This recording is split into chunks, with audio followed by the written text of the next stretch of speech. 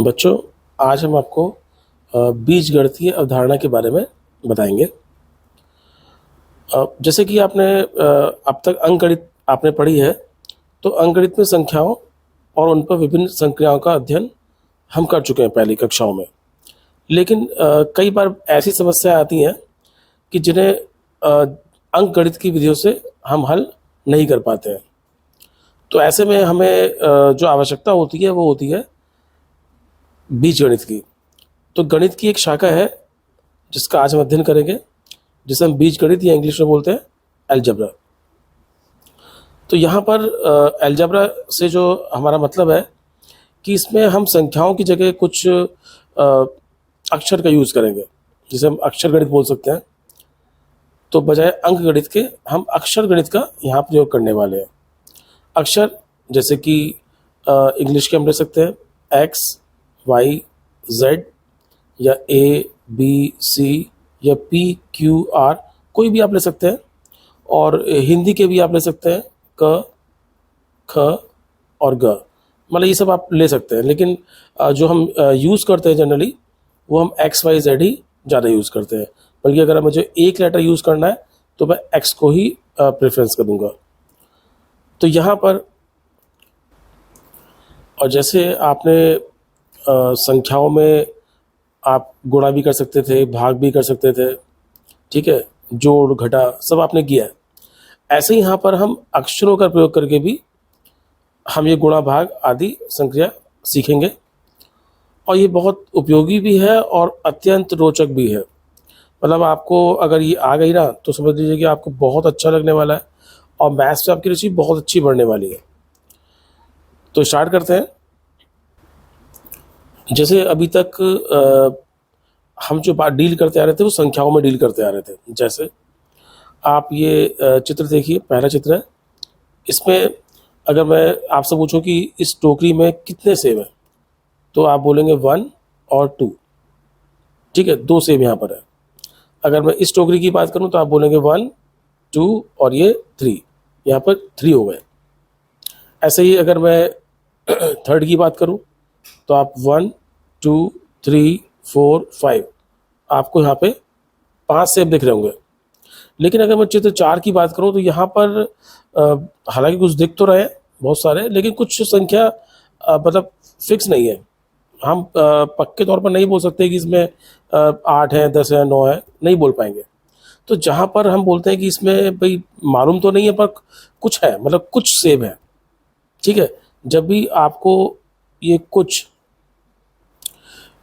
शब्द की आपको सामने बात आए तो उस कुछ को हम क्या बोलते हैं, एक्स बोलते हैं, ठीक है। तो जैसा आपने देखा अभी ये जो शब्द आ रहा है ना कुछ, इसी को हम किसी अक्षर से यानी कि एक्स से, वाई से या जेड से इसे हम प्रदर्शित कर सकते हैं, मान सकते हैं, सपोज कर सकते हैं। जैसे कि देखिए आपको एग्जांपल और दूंगा मैं। यहाँ पर आपको 3 वर्ग दिख रहे होंगे, पहला, दूसरा और ये तीसरा। तो अगर हम पहले वर्ग की बात करें तो यहाँ पर जो इसकी भुजा है ए बी, ये कितनी है, 2 सेंटीमीटर है, ठीक है। इसमें लिखा हुआ है, कोई सोचने समझने की बात नहीं है, 2 सेंटीमीटर साफ साफ लिखा हुआ है। और अगर मैं इस वर्ग की बात करूं सेकंड वाले की, इसकी भुजा जो ई एफ है ये कितनी है, 4 सेंटीमीटर, ठीक है, 4 सेंटीमीटर। तो ये भी फिक्स्ड है। लेकिन अगर मैं तीसरे वर्ग की बात करूं जिसकी भुजा एल ओ है, अब इसकी भुजा नहीं पता पड़ रही कि कितनी है। हो सकता है कोई बोले कि 6 है, कोई 7 बोले, कोई 8 सेंटीमीटर बोले। तो जहाँ पर ये चीज़ फिक्स ना हो, हम इसे पक्के तौर पर ना बोल पाए कि कितनी है, तो समय कुछ मानना पड़ता है इसे कि चलो भाई इतनी ले लेते हैं, ये कुछ तो है, मतलब कुछ लंबाई है इसकी, कितनी है हमें नहीं पता। तो यहाँ पर इसे हम क्या बोलेंगे, एक्स सेंटीमीटर, ठीक है। यानी कि जहाँ भी कोई भी चीज़ है जिसकी मात्रा कुछ निश्चित ना हो, वहाँ पर उसे हम क्या ले लेते हैं, एक्स ले लेते हैं। ऐसे ही आगे चलते हैं। एक और उदाहरण यहाँ पर हम ले लेते हैं। जैसे कि आप देख रहे हैं यहाँ पर कि एक विद्यालय है उसमें वृक्षारोपण कार्यक्रम आयोजित किया जा रहा है और जो प्रत्येक स्टूडेंट है वो 2 पौधे लगा रहा है। कितने? 2 पौधे लगा रहा है। तो अगर विद्यालय में एक स्टूडेंट है वो कितने पौधे लगा रहा है? 2। तो अगर 2 स्टूडेंट होंगे तो वो कितने पौधे लगाएंगे? 2 गुणा 2 4।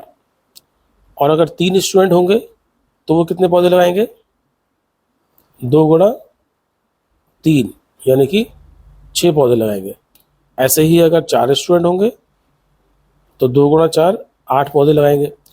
अब मुझे नहीं पता विद्यालय में कुल कितने स्टूडेंट हैं, तो जब नहीं पता तो कुछ मानना पड़ेगा। अब कुछ तो आपको पता ही है, जब भी हम ये कुछ शब्द का प्रयोग करते हैं तो हम क्या ले लेते हैं?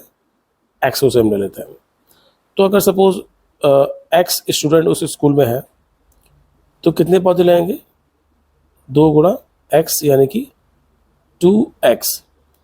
देखिए जो गुणा का चिन्ह है ना, ये हम हटा देते हैं, मतलब इसे आपकी मर्जी है लिखो या मर्जी है मत लिखो, तो जनरली इसे हम लिखते नहीं हैं, ठीक है।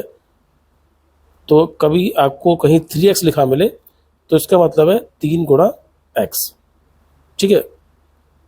तो इसको आप ऐसे भी लिख सकते हैं। चलिए एक एग्जांपल और लेते हैं आपके पास। तो यहाँ पर जो हम एग्जांपल लेंगे आप, वो हम लेंगे कुछ तिल्लियों का। जैसे यहाँ देखिए, ये आपका उदाहरण 1 है। अक्षर V।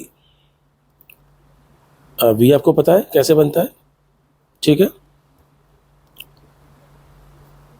तो V बनाने के लिए अगर मैं बोलूँ कि आपको सिर्फ माचिस की तिल्लियों से बनाओ आप, तो आप कैसे बनाओगे?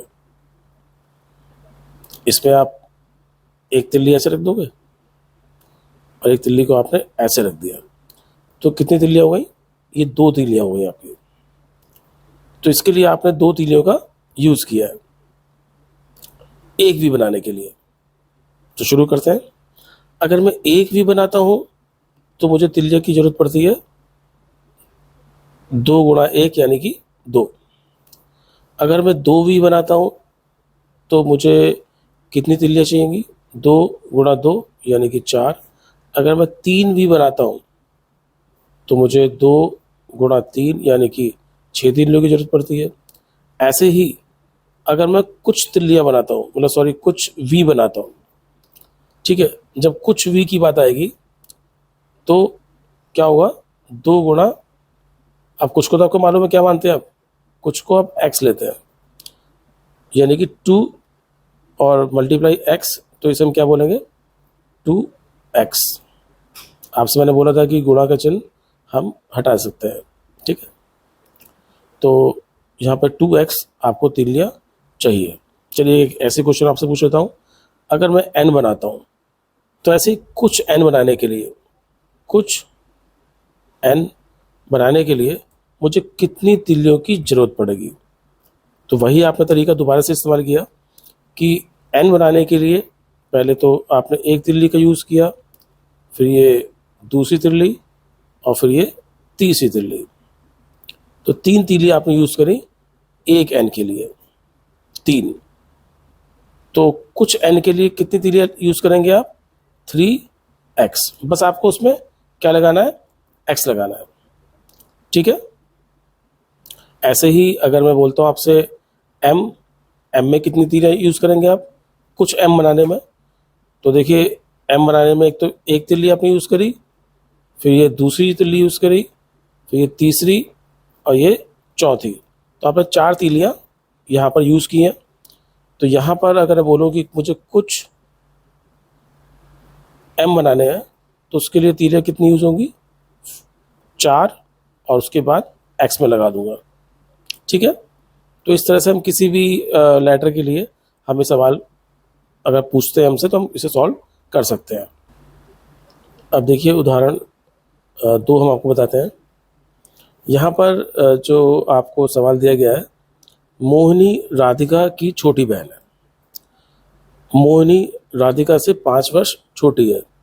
तो मोहिनी है उसकी आयु राधिका से 5 वर्ष कम है। तो क्या आपको राधिका की उम्र पता है? नहीं पता। तो उम्र क्या होगी उसकी? तो कुछ उम्र उसकी होगी। कुछ का मतलब क्या है? उसे हम x मान सकते हैं, ठीक है, y मान सकते हैं, n मान सकते हैं। तो इन्होंने क्या माना हुआ, देखिए इन्होंने यहाँ पर लिखा है कि मान लीजिए राधिका की आयु y वर्ष है। आप इसे x भी ले सकते हैं। तो चलिए इन्हीं के उससे कर लेते हैं। तो इन्होंने जो राधिका की आयु है, ठीक है, वो कितनी ले ली? x ले ली, ठीक है। तो अगर मैं इसकी बहन मोहिनी की बात करूं, तो जो मोहिनी की आयु होगी वो कितनी होगी? मोहिनी राधिका से 5 वर्ष छोटी है, यानी कि इसकी उम्र 5 कम होगी इससे। तो x से 5 कम, कम मतलब मैंने इसे घटा दिया। अगर बोलते कि इसकी ज़्यादा है 5 वर्ष, तो मोहिनी की आयु क्या होती है? x प्लस 5, मैं इसे 5 जोड़ देता। अगर ये बोलते कि मोहिनी की आयु राधिका की दुगनी है, तो दुगनी का मतलब है 2 गुनी, यानी 2 से गुणा, तो मैं इसे 2 से गुणा कर देता। और अगर ये बोलते कि मोहिनी की आयु राधिका की आयु से आधी है, आधी मतलब मैं इसे 2 से भाग कर देता। तो क्वेश्चन आपका कैसे भी पूछ सकते हैं आपसे। कम बोलेंगे, ठीक है, तो आपको माइनस करना है। ज़्यादा बोलेंगे तो आपको प्लस करना है, ठीक है। ऐसे 2 गुना, तिगुना, चौगुना बोलना है तो गुणा करेंगे आप, और अगर भाग करने को बोला जाए तो आप इस तरह से 2 या 3 से हम इसे भाग भी कर सकते हैं। ऐसे ही जैसे अगला क्वेश्चन हमारा आता है, अब हम 5A आपको कराएंगे आज। तो इसमें है जैसे कि शिक्षक प्रत्येक शिक्षार्थी को 3 पेंसिल देते हैं, ठीक है। यदि कक्षा में शिक्षार्थियों की कुल संख्या x हो, यानी कि इन्होंने पहले से ही हमें बता दिया है कि जैसे क्लास में कितने स्टूडेंट हैं इन्हें नहीं मालूम है, तो इन्होंने से x मान लिया है, ठीक है। तो बताइए कि शिक्षक शिक्षार्थियों को कुल कितनी पेंसिल देते हैं। देखिए उन्होंने हर बच्चे को 3 पेंसिल दी है। अगर एक बच्चा क्लास में होता तो पेंसिल कितनी देते टीचर? 1 गुणा 3, ठीक है, 3 पेंसिल देते हैं। अगर 2 बच्चे होते तो 3 गुणा 2 वो 6 पेंसिल देते हैं। अब क्लास में कितने बच्चे हैं? क्लास में तो x बच्चे हैं, तो कितनी पेंसिल देंगे वो? 3 गुणा x यानी कि 3x। तो इसका उत्तर कितना आएगा? 3x। तो आप में से कोई बताएगा कि अगर टीचर उन्हें 5 पेंसिल देता हर बच्चे को, तो कुल कितनी पेंसिल देनी पड़ती टीचर को? बिल्कुल सही जवाब 5x, ठीक है। चलिए आगे चलते हैं। इसके बाद जो अगला सवाल आता है, अपनी उत्तर पुस्तिका पर रिक्त स्थानों में संख्याओं की जगह कोई बीज लिखिए। बीज क्या होता है? ये कोई अक्षर, x बोल सकता हूँ, y बोल सकता हूँ, z बोल सकता हूँ, तो कुछ भी मैं बोल सकता हूँ, लेकिन फिलहाल मैं क्या बोलूँगा? x ही बोलूँगा। तो और ये बताना है कि उसका प्रयोग किस संख्या के लिए किया गया है। जैसे पहला इसका पार्ट है, इसमें है 12 + 5 = 17, ठीक है।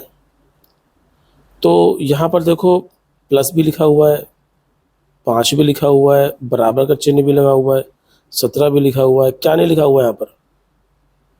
12 नहीं लिखा हुआ। तो यानी कि हमने 12 की जगह क्या लिख दिया यहाँ पर? x। तो यहाँ पर हमें क्या करना है, क्या है, जो भी जगह खाली है उस में हमें x लिखना है, और हमें ये देखना है कि हम x किसकी जगह लिख रहे हैं। तो इस पहले क्वेश्चन में हमने 12 की जगह क्या लिखा है? x लिखा है। अच्छा, अब दूसरा सवाल करते हैं। तो उम्मीद है आप बता देंगे। यहाँ भी देखिए 40 की जगह 40 लिखा हुआ है, 30 की जगह 30 लिखा हुआ है, पर 10 के नीचे कुछ नहीं लिखा हुआ, खाली जगह है। तो यहाँ पर भी हम क्या करेंगे, x लिख देंगे। आप y भी लिख सकते हैं, z भी लिख सकते हैं, a b c d कुछ भी लिख सकते हैं, पर अच्छा होगा कि आप इसे x लिखें। तो आपने यहाँ पे x लिख दिया। और जो x संख्या है, जो अक्षर है, वो आपने किस संख्या के लिए यूज़ किया है? वो आपने 10 के लिए यूज़ किया है। ऐसे ही जो तीसरा सवाल है, उम्मीद है अब तक आप सीख चुके होंगे कि यहाँ पर हम 4 की जगह क्या लिखने वाले हैं, x। ऐसे ही पांचवें क्वेश्चन, इस फोर्थ पार्ट में हम इस 5 की जगह क्या लिखने वाले हैं, इस बार मैंने y लिख दिया। तो y गलत नहीं है, y भी आप लिख सकते हैं, x भी लिख सकते हैं, आप कुछ भी लिख सकते हैं।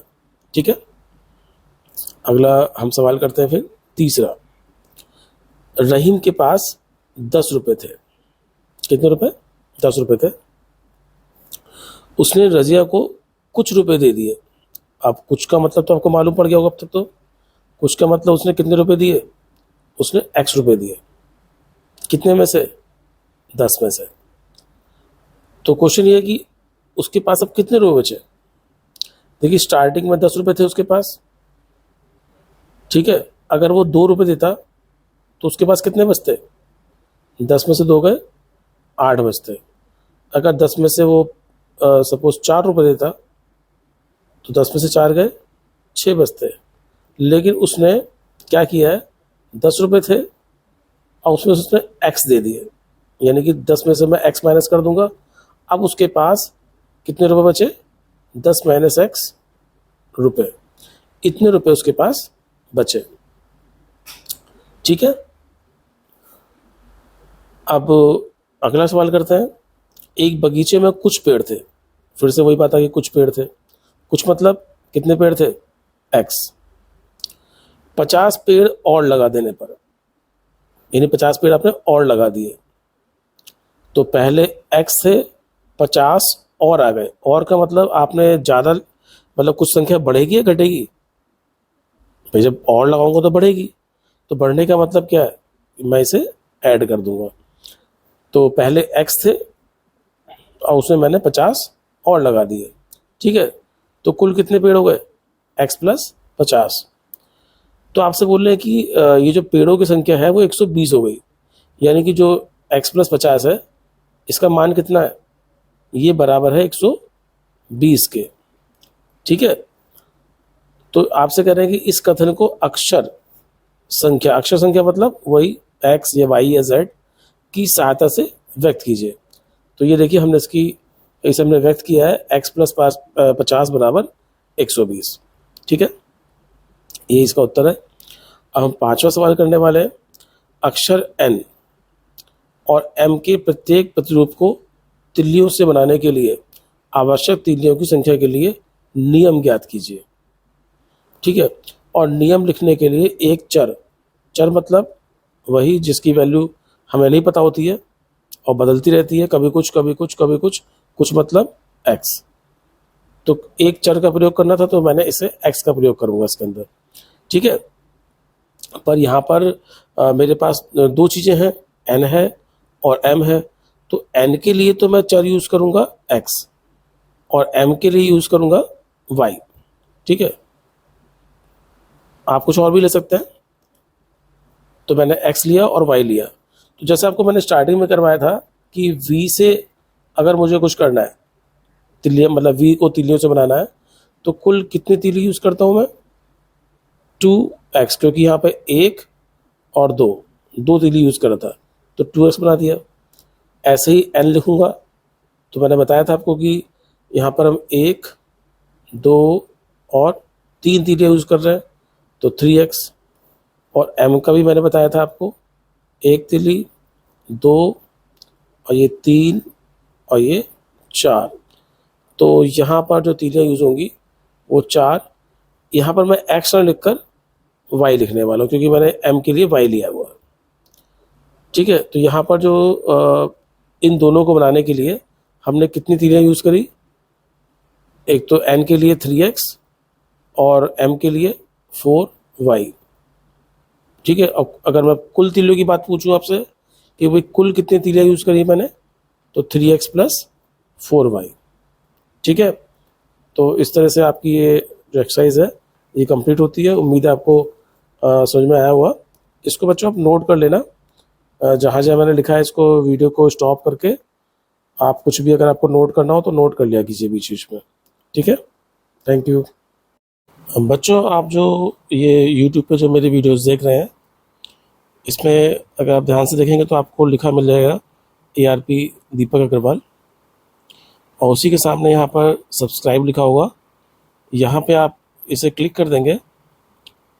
क्लिक करने के बाद सब्सक्राइब लिखा हुआ जाएगा और एक बेल बनी हुई जाएगी। इस बेल पे जब आप क्लिक करेंगे तो कुछ इस टाइप से बेल के दोनों तरफ निशान बन जाएंगे, और अब आपको जो भी मेरी वीडियोस हैं उनके नोटिफिकेशंस मिल जाएंगे। जैसे मैं वीडियो अपलोड करूँगा आपके पास एक मैसेज आ जाएगा और उससे आप उस वीडियो को देख पाएंगे। तो आप सभी से रिक्वेस्ट है कि इसको आप सब्सक्राइब कर लें, और जो भी मैं वीडियोस डालता हूँ उससे अपनी मैथ्स की पढ़ाई अच्छे से जारी रखें। और आप जो यहाँ पर कमेंट देख रहे हैं, यहाँ पर लिखा हुआ, यहाँ पर क्लिक करने के बाद आप कमेंट बॉक्स में जो भी मेरे बच्चे मेरा वीडियोस देख रहे हैं वो अपना नाम और अपने विद्यालय का नाम ज़रूर लिखें, जिससे मुझे पता पड़ता रहे कि कौन कौन बच्चे रेगुलर मेरे वीडियोस देख रहे हैं। और अगर आपको कोई प्रॉब्लम है तो आप वहीं पर कोई डाउट है आप उसे लिख दीजिए। मैं पूरी कोशिश करूँगा कि सभी बच्चों के डाउट्स में ले पाऊँ। तो उम्मीद है आप सभी ये वीडियोस देखेंगे, ध्यान से सीखेंगे और उसके बाद कमेंट बॉक्स में ज़रूर कमेंट करेंगे। Thank you.